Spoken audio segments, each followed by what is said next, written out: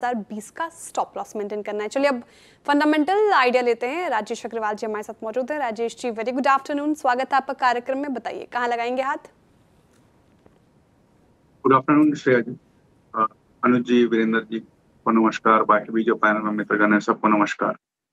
Down लगाने की बात की जाए तो मुझे लगता है कि एस्ट्रल के साथ जाना चाहिए इस वक्त। एक तो ऊपर से बहुत पिटा हुआ स्टॉक है, बावजूद इसके की बिजनेस बहुत अच्छा है। दो वर्टिकल्स में काम करते हैं, प्लम्बिंग और पेंट्स एंड एडहेसिव। प्लम्बिंग जिसमें pipe fitting, water tank, bathware ये सब आते हैं। सीपीवीसी रेशिन इनका मेन रॉ मटेरियल है, जिसका खुद का प्रोडक्शन ये FY 27 के दूसरे तिमाही तक चालू कर लेंगे। पहली तिमाही के नतीजे दबाव में थे क्योंकि पीवीसी के प्राइसेस बहुत नीचे थे, बट अब सेकेंड क्वार्टर में ऐसे इंडिकेशंस मिले हैं कि रिलेशन बढ़ गए हैं। इवन हालिया दिनों में 2-4 दिन के अंदर ही प्राइसेस स्टेबल होते हुए नजर आए, थोड़ी मजबूती भी नजर आई। पाइपिंग डिवीजन में अच्छी बढ़त देखी गई और एडहेसिव डिवीजन बहुत अच्छी तरीके से बढ़ रहा है। इस क्वार्टर में, पिछले क्वार्टर में इन्होंने अपनी कैपेसिटी बढ़ा के 3,87,000 कर ली, 382 से। और इस वक्त अगर आप देखेंगे तो कंपनी के जून तिमाही के अंत में 490 करोड़ रुपए कैश थे कंपनी के पास, तो जिन्हें आगे अधिग्रहण या एक्सपेंशन में काम में आएगा। वैल्यूएशन बहुत अट्रैक्टिव लग रहे हैं और मुझे लगता है कम से कम 10% की बढ़त आने वाले 2 क्वार्टर्स में बिल्कुल हो सकती है। तो यहाँ पे खरीदारी की सलाह रहेगी। ओके, एस्ट्रल राजेश अग्रवाल जी की पिक शानदार रैली, और वीरेंद्र जी ने पिक किया गावस्कर को भी अच्छा लग रहा है, राजेश जी को भी अच्छा लग रहा है। एस्ट्रल डीज हाई पर कर रहा है कारोबार 1450 के आस। इसने वो भी एक कारण था, no doubt about that. Alignment इसका कुछ अगर आप देखें वैसा ही था। राजेश अग्रवाल जी, आपका टेक क्या है BSE पे या फिर इस पूरी क्लास पे, जो कि काफ़ी हद तक वीकली एक्सपायरीज उनके अस्तित्व पे निर्भर करता है, उनका बहुत निकट भविष्य जो है, और उसमें आप BSE को कहाँ रखेंगे? और जिस प्रकार की इस गुरुवार के वॉल्यूम्स रहे एक्सपायरी के दिन, आपका टेक क्या है इन क्लास ऑफ स्टॉक्स में से? आपका पिकिंग ऑर्डर क्या है इस वक्त? वीरू जी, मैं आपको बता दूं कि आवाज पे ही 500 रुपए से मैं BSE लगातार देता आ रहा हूँ, जो ऊपर 8,000 बिका और अब बोनस एडजस्ट होकर के 3,000 तक बिक के आया। और हम आज भी बहुत बुलिश हैं, बावजूद इसके कि बहुत सारे कयास लगाए जा रहे हैं कि जेन स्ट्रीट के बाद ये हो जाएगा, वीकली एक्सपायरी के बाद वो हो जाएगा। लेकिन कल पहली बार सेंसेक्स की बृहस्पतिवार की एक्सपायरी हुई और हमने देखा वॉल्यूम बढ़ते हुए। अभी यतिन बता रहे थे 31% के आसपास का मार्केट शेयर अपने आप में बहुत काबिले तारीफ है। और हमें ये मान के चलना पड़ेगा कि हो सकता है कि छोटी अवधि में खबरों के चलते, वॉल्यूम के चलते उतार चढ़ाव आए, बट लंबी अवधि में ये कैपिटल मार्केट रिलेटेड स्टॉक्स जो हैं, फिर वो चाहे BSE हो, NSE जब भी लिस्ट हो, NSDL, CDSL, ये रहने वाले हैं क्योंकि कैपिटल मार्केट फ्लोरिश कर रहा है। आप देखो जिस तरीके से रिटेल निवेशक कैपिटल मार्केट में, इक्विटी मार्केट में एंटर कर रहे हैं, जिस तरीके से डीमैट अकाउंट में बढ़त हो रही है, जिस तरीके से SIP इनफ्लोज बढ़ रहे हैं, और IPOs की लाइन आप देखो, हर हफ्ते 8-10 IPO आते हैं, भले वो मेन बोर्ड में हो या SME में हो। सेकेंड हाफ FY 26 का IPO के बहुत तगड़ा माना जा रहा है, बड़े बड़े IPO लाइनअप है। पहली तिमाही में BSE के नतीजे पे नजर डालें तो 104% के आसपास की बॉटम लाइन में जंप थी। CDSL में 15% की इनकी हिस्सेदारी है। INX stock exchange, star mutual fund जो कि इनका म्यूचुअल फंड का प्लेटफॉर्म है, उसमें लाइन शेयर है, करीब करीब 90% का मार्केट शेयर उसमें है। कैश कंपनी में करीब करीब 2,000 करोड़ के आसपास का पड़ा है। कॉर्पोरेट गवर्नेंस का कोई मुद्दा नहीं है। मैं समझता हूँ लंबी अवधि के लिए बहुत उपयुक्त स्टॉक है। छोटी अवधि में न्यूज फ्लो के कारण से, FNO में होने के कारण से उतार चढ़ाव आते रहेंगे, उसमें मैं कोई कमेंट नहीं कर रहा हूँ, बट लंबी अवधि में ये हमारी खरीदारी की राय रहेगी।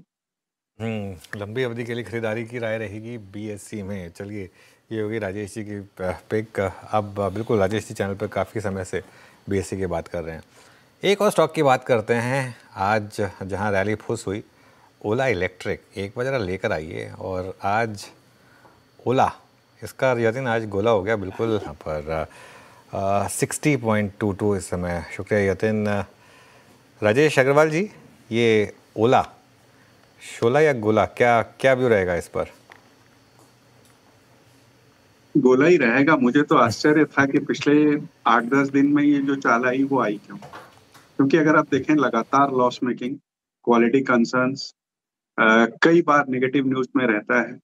हाँ, मैनेजमेंट ने कहा है कि लॉसेस कम होंगे, स्टोर्स बढ़ाएंगे, नए लॉन्चेस करेंगे, बट वो करेंगे वाली बात है, कब होगा पता नहीं। आज की डेट में हर क्वार्टर में लंबे लॉस आते हैं। और आज जबकि आपके पास ऑटो में बेहतर से बेहतर कंपनी उपलब्ध है, तो क्यों ओला में लगाएं। और पहले कहा जाता था कि ईवी का प्लेयर है, आज की डेट में आप देखो तो बजाज ऑटो चेतक के द्वारा अच्छा खासा ईवी का प्लेयर हो रहा है, टीवीएस अच्छा हो रहा है, सभी अपने ईवी मॉडल लॉन्च कर रहे हैं। तो आज की डेट में मुझे लगता है कि बेट के साथ ही जाना चाहिए, बेट यानी कि बजाज ऑटो, आयशर या TVS. That's my choice. Bajaj auto, TVS, ये या आयशर मोटो, तो बेट, ये सही बोला इन्होंने, बेट आपको लेना है। वैसे जो जो स्टॉक्स डी हाई पर आ रहे हैं कि बीएससी तो है ही, आरबीएल का जिक्र हो गया, वोल्टास भी अगर आप देखें ऑलमोस्ट डी हाई पे आता हुआ। वोल्टास कल एक बहुत बड़े मूव के बाद प्रॉफिट्स कैश में कन्वर्ट हुए एक बड़ी खबर पे, बट आज एक रियलिस्टिक मूव दे रहा है। राजेश अग्रवाल जी, ये वाइट गुड सेगमेंट में ब्लू स्टार के पास लीडरशिप रही है, followed by Havells, then Voltas. Voltas में अभी भी वो करिश्माई चाल देखी नहीं गई है। आपका picking order white good segment में क्या है राजेश अग्रवाल जी? देखिए, कल जो जीएसटी का अनाउंसमेंट आया उसके बाद ये तो लगा कि व्हाइट गुड्स में थोड़ी सी वॉल्यूम ग्रोथ देखने को मिलेगी। दूसरे पहली तिमाही के नतीजे उतने अच्छे नहीं आए, क्योंकि इस बार जो गर्मी पड़ी वो शॉर्ट पीरियड की पड़ी, तो इस वजह से थोड़ी दिक्कत थी। लेकिन आगे जाते हुए मुझे लगता है कि वैल्यूएशन जो कंफर्ट आने लगा है इस पूरे पैक में, वहाँ कहीं ना कहीं खरीदारी लौटती हुई नजर आ रही है। खास करके अगर आप देखें तो ब्लू स्टार जैसी कंपनियों में, जहाँ न केवल डोमेस्टिक बल्कि उनके विदेशी बाजार भी उनके हैं, नंबर्स अच्छे आए हैं, बैलेंस शीट बहुत स्ट्रांग है।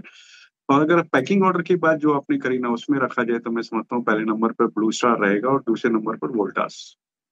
ओके, ब्लू स्टार और वोल्टास, ये दो पिक्स पूरे वाइट गुड स्पेस से राजेश जी को अच्छे लग रहे हैं। और वोल्टास में अच्छी खासी तेजी, इनफैक्ट ब्लू स्टार भी निचले स्तरों से रिकवरी दिखाने की कोशिश कर रहा है।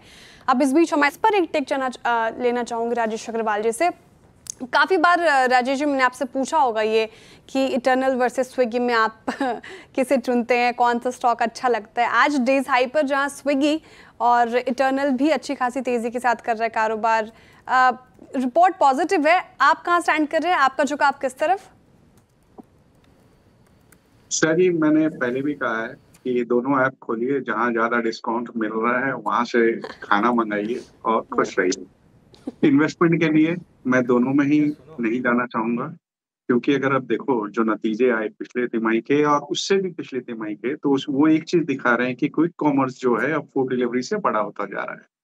243 नए डार्क स्टोर्स इन्होंने Q1 में खोले, और लगातार ऐसी बातें आ रही है कि Q2 टायर 2 और टायर 3 सिटीज में ये और भी नए डार्क स्टोर्स खोलने की बात कर रहे हैं, करीब करीब 2000 डार्क स्टोर्स, जिसके कारण से नंबर्स दबाव में रहने वाले हैं, नो डाउट ऑन दैट।